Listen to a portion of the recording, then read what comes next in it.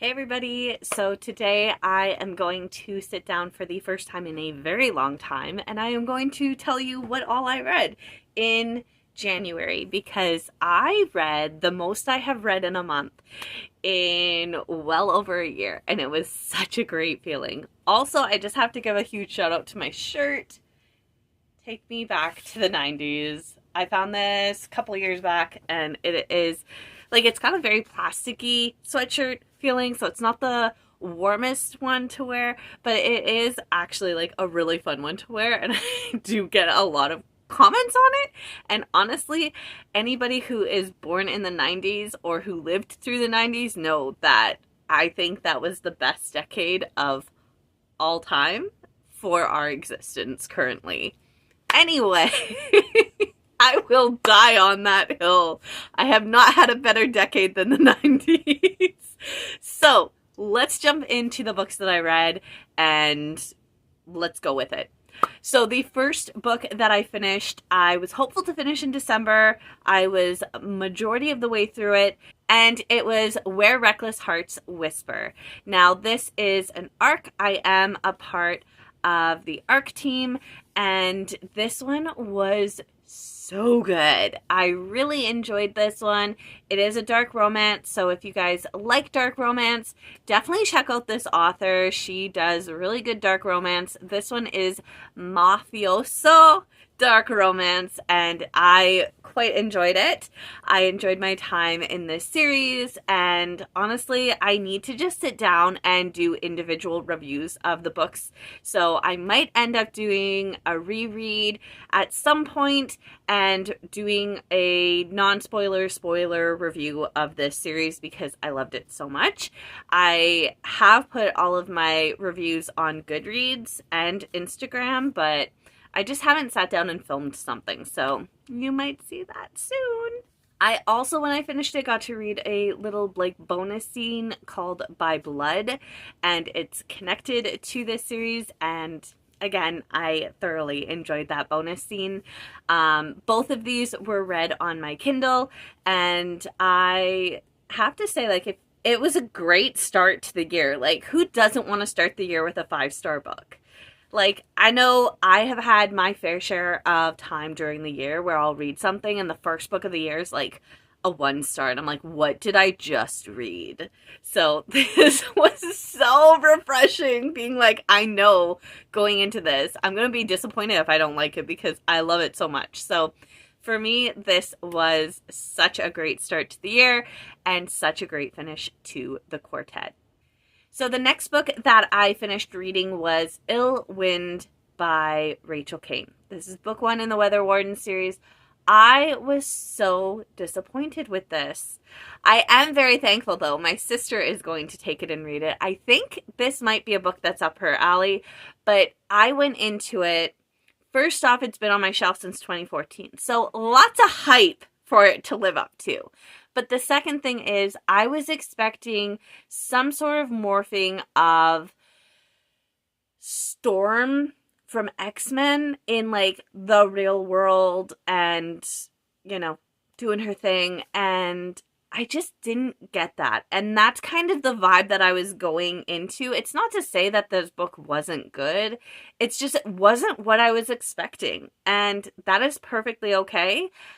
I can't wait for my sister to read this so that I can talk to her about it and see if she likes it, because this is kind of dealing with the weather, but it's also got like some science elements to it, and I think that is something my sister's going to love. It wasn't a hit for me, but I think it might be a hit for her. The next book was a reread on Audible, and it was Happily Ever After. It is the novellas connected to the Selection series. And this was such a good reread. Like, I am ready to jump back in. I want to reread the one, and then I want to read the 4th and 5th that are kind of like the continuation. I haven't read any spoilers on what those two are about, but I think it is time. I think it is time that this year the Selection finishes on my shelf because I loved listening to these novellas so much with the different narrators for each novella that I was like, all right, we got to do this. I think this is going to be the year to finish the selection.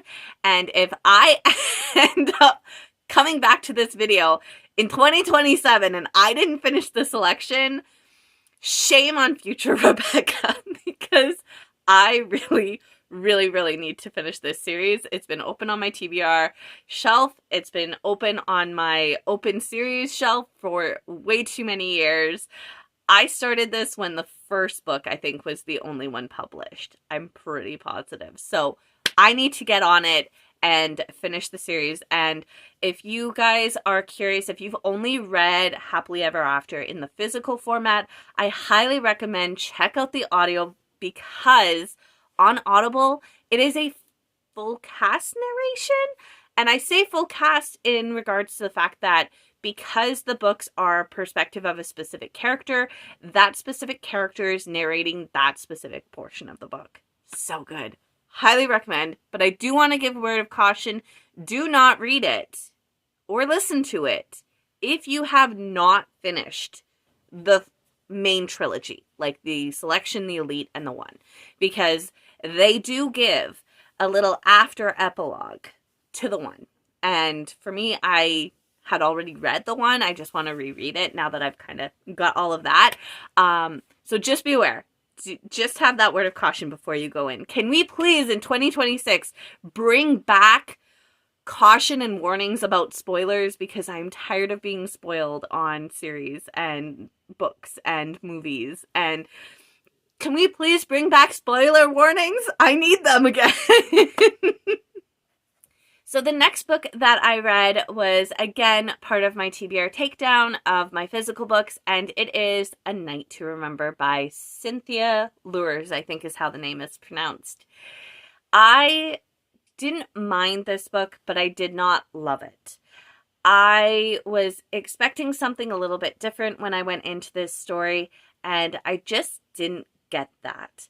And that's okay. I at least gave it to the last page, and I will say that the last chapter or two of the book really did redeem in a very well done manner.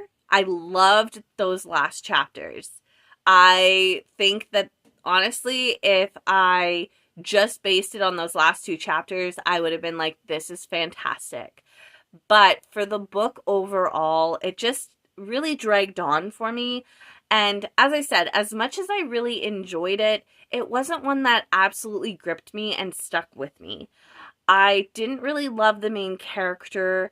I didn't really love the main lead. And the big shock moment, I feel like happened right at the start of the story, which didn't help a lot.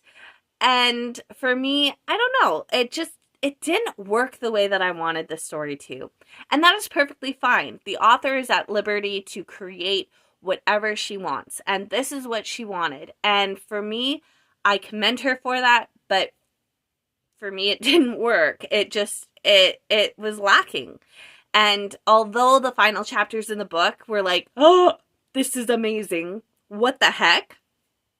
I don't think that it's enough for me to want to continue reading the series. Now we move on to the next one, which was Black Falcon, the complete collection. Now, when I purchased this, I don't think it included 2 additional short novellas, which are now included in this. And there's only 1 novella left that is kind of like an epilogue novella, I feel like. I am probably going to have to purchase that off of Amazon because it's not in this collection, and I'd like to close out this series. This is a rock star romance. So I do want to mention, if you have triggers when it comes to reading, please do your research on this series, because there are some potentially triggering subject matter. I enjoyed it.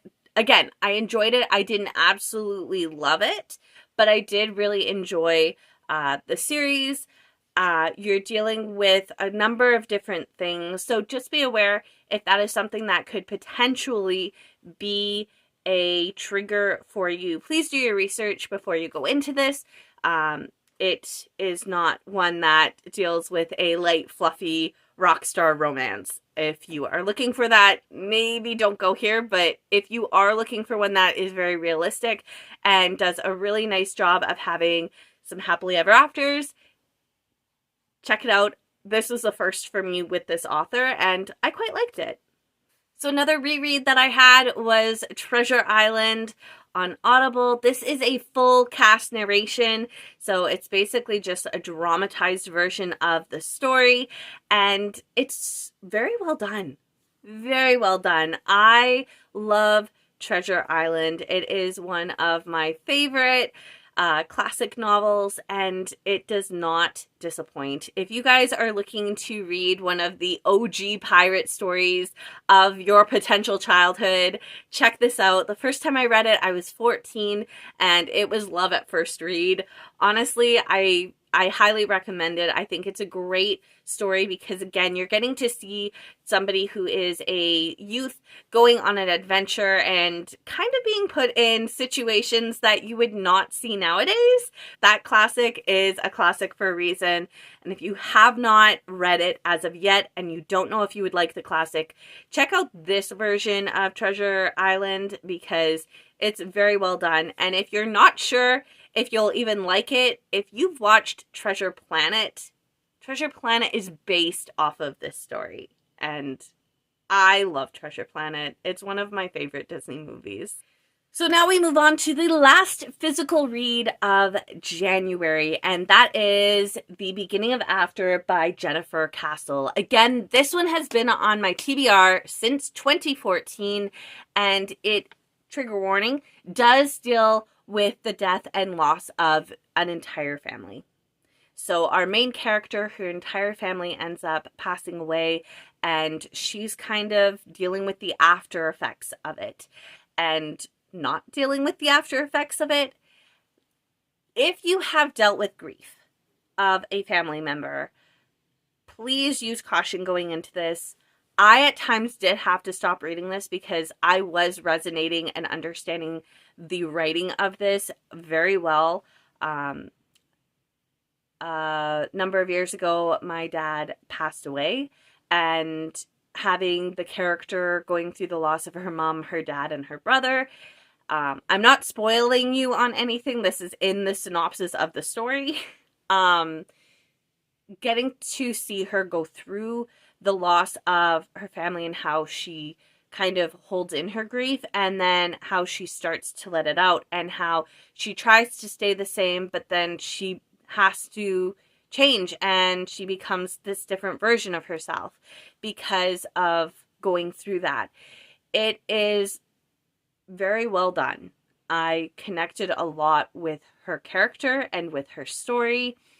I do want to mention there's like one aspect of this that I'm not like the most loving of this one characteristic that kind of comes about in the story, but I understand it's YA, to probably a very typical thing, but it's not something that I like to kind of see emphasized in a lot of the YA novels that I read. But this one is really good. Just make sure that you are aware of those potential triggers going into it, because I wasn't aware of how I was going to respond to this. And if I have to say that it's similar to something, if you have read If I Stay, it has a little bit of that aspect. Now, you're not dealing with the fact that she was in the vehicle that the accident happened in, but you're kind of dealing with her going through those after effects. And one thing with If I Stay, it's a much shorter than this one. Again, it's a character who is going through those same situations of, well, it's now after. What do I do? I really enjoyed this. I am kind of mad that I didn't read this sooner. But again, it's one of those things where if I read it sooner, it probably wouldn't have resonated with me. Based on where I am now, it resonated much different than if I'd have read it pre, my dad passing away. So I definitely am going to be keeping this one on my shelf. I think that it was very well written, and I believe, if I'm remembering correctly, I think this may have been the author's debut novel, which, mind-blowing. It was very, very well done. The next one that I read, again, another bit of a bummer, was The Lucky Ones. I borrowed the audio version from my library, and this was for January's book club pick. We haven't sat down to discuss it, but I know that my friends that are on and in that book club, I don't think watch my channel, so I can safely share my thoughts. This one was so disappointing. I had two that I was really looking forward to reading, and I chose this one over the other one because I was like, you know what, let's do that outside your comfort zone, try something different. The synopsis sounded brilliant, and the execution was just so disappointing. So disappointing. So just to give you the very condensed version, this story follows 5 survivors of the massacre that happened in their cul-de-sac when they were teenagers. Their families were completely massacred and killed on this street. And what happens is these 5 ended up surviving, and they got away and they lived. Now, 5 years later, almost to the day of the anniversary, letters are received, and they end up making the decision to go back to their hometown where this all happened to try and figure this out, because they can't keep living their life the way that they are, which is living in I need to survive and being fearful of everything, which makes complete sense. This premise sounded brilliant. Brilliant. The execution and the writing and the characters and the... So disappointed in this one. I was expecting so much more, and there are times when characters are brought into the story and there's no actual real like reason to connect with them. So whatever happens, you're like, yeah, sure, okay. Like literally it just felt like you were getting you know, at the end of the Clue movie with Tim Curry, you know, in the end of it where they're just kind of walking around. You guys know Clue the game, okay? I'm not spoiling you on this. They're walking around and they're just like, oh my word, there's a dead body. Oh well, whatever. And they're like lackadaisy. They're just like, okay, sure, that happened. Literally, that was me at the end of this book. I was just like, okay. Great. Like, I had no reaction. I finished it and I was like, this is a relief.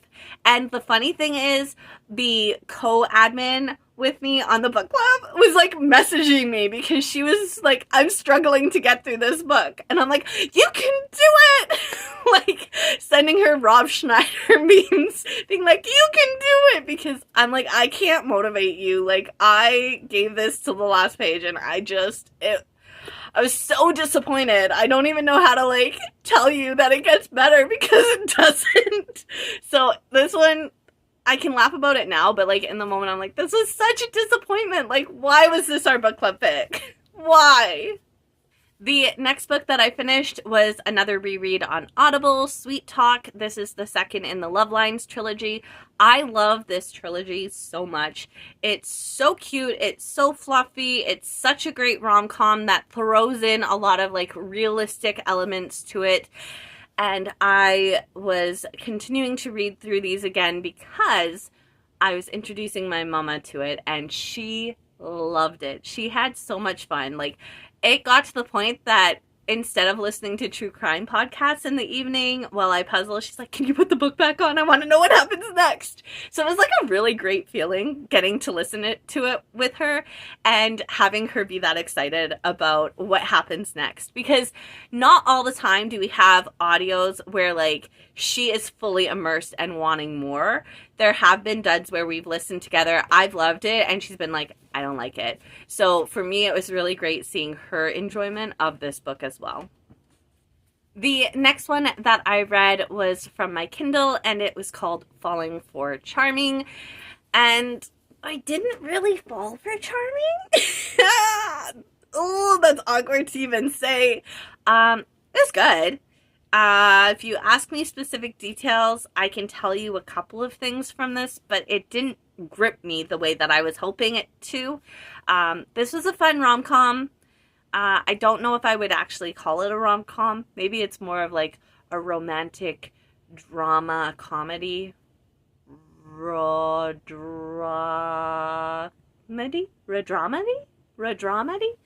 Draman... Dramancid? You know what? We're just going to leave it alone. I can't be doing this. So I would say it's more of like a drama romance comedy. Heavy on the drama and medium on the romance and low on the comedy. This one was okay. It's kind of, it was meh. Yeah, like, I liked it. It wasn't, like, spectacular, but it was a good read. I don't really have much to say about it aside from that. And then our final story is another Audible. This was a TBR takedown for me, and it's The Extraordinary Life of Sam. I think he should have just called it Sam Hill, but he used this because that's what everybody supposedly called him, but that doesn't happen a lot in the story, which it was a little bit confusing for that being the title. But anyway, this one is the audiobook, and the narrator actually the author actually narrates this audiobook, which I always get a little skeptical. He did a really good job. I really enjoyed the author narrating this. Now, the story follows our main character, Sam, who has, I forget the name, it's ocular something. But basically his eyes are red. They're not green, they're not blue, they're not brown, they're red. And because of that, there's a lot of fear and bullying and just a lot of different things that take place in this story that kind of made me uncomfortable. And I think it's because I find bullying a very triggering subject matter, just from past experiences.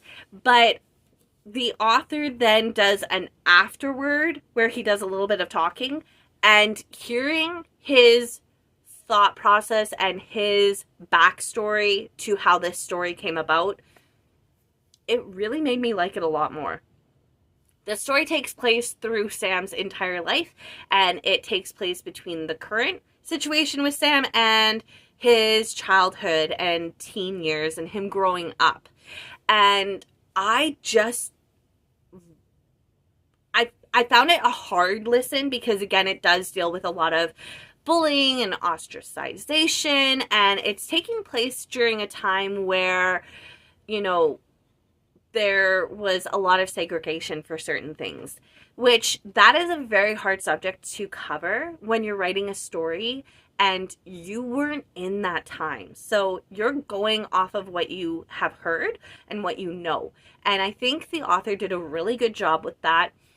And for me, even though I had to kind of like put gaps between when I would read it, I really thoroughly enjoyed listening to the story. Would I listen to it again? No, I don't think I would listen to it again. But do I think that it was a good listen based on what I know now and listening through all of it? Yes. It is not one that I would have picked up on my own. This was actually one of the Audible Editor's extras. Who misses those, by the way? I missed the Audible Editor extras.